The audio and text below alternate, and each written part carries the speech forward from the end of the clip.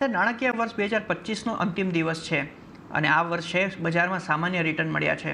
જોકે સ્ટોક આધારિત રિટર્ન સારા રહ્યા છે. નાણાકીય વર્ષ 2025માં બજાર કેવું રહ્યું એની વિગત લઈએ સહયોગી ચાંદની શુક્લા પાસેથી. ચાંદની, બજાર માટે FY25 કેવું રહ્યું છે?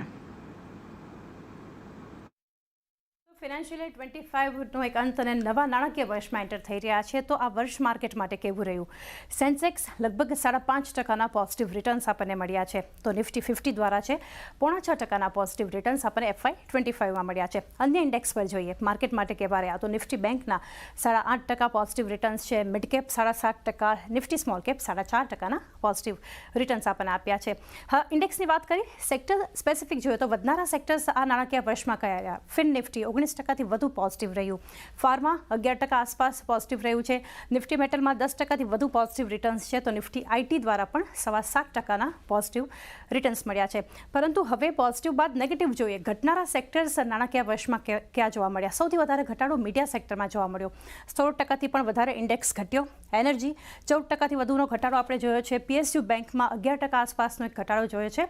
તો એની સાથે રિયલ્ટી જોઈએ તો 5% જેટલું ઇન્ડેક્સ નિફ્ટી રિયલ્ટી ઇન્ડેક્સ ઘટ્યો છે. હવે FY25માં નિફ્ટીના ટોપ ગેનર્સ કયા રહ્યા? ક્યાં સૌથી વધારે પોઝિટિવ રિટર્ન્સ મળ્યા છે? સૌથી વધારે આપ્યા છે M&M 42%થી વધુ પોઝિટિવ. ભારતીય એરટેલ પણ 42%થી વધુ પોઝિટિવ છે. તો એની સાથે BEL જુઓ તમે, શ્રીરામ ફિનાન્સ લગભગ બધા 40% આસપાસના પોઝિટિવ રિટર્ન્સ FY25માં આવ્યા. એની સાથે ગેનર્સ તો જોયા. લૂઝર્સ જોઈએ નિફ્ટીમાં કયા સ્ટોક્સ જે છે એમાં સૌથી વધારે ઘટાડો તો ઇન્ડસઇન્ડ બેંક સૌથી વધારે FY25માં ઘટ્યો છે 57%થી વધુ.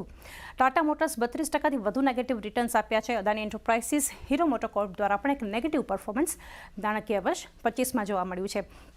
નિફ્ટી બાદ જોઈએ મિડકેપ. મિડકેપમાં વધનારા સ્ટોક્સ કયા હતા?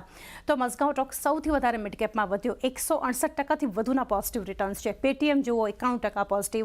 ભારતીય હેક્ઝાકોમ, ડિક્સન ટેક આ બધા સ્ટોક્સ 80%થી આસપાસ મજબૂત રહ્યા છે જે મિડકેપ કાઉન્ટર્સ છે ગેનર્સમાં. પરંતુ એવી પણ કંપનીઓ મિડકેપમાં રહી છે જ્યાં જબરદસ્ત નેગેટિવ રિટર્ન્સ આવ્યા છે. એમાં સૌથી વધારે છે વોડાફોન આઈડિયા 50%થી વધુ નેગેટિવ. ડિલિવરીનું કાઉન્ટર 43% નેગેટિવ થયું. MRPL, એસ્ટ્રલ બધા જ સ્ટોક્સ છે 35%થી વધુ નેગેટિવ રિટર્ન્સ FY25માં આપ્યા છે.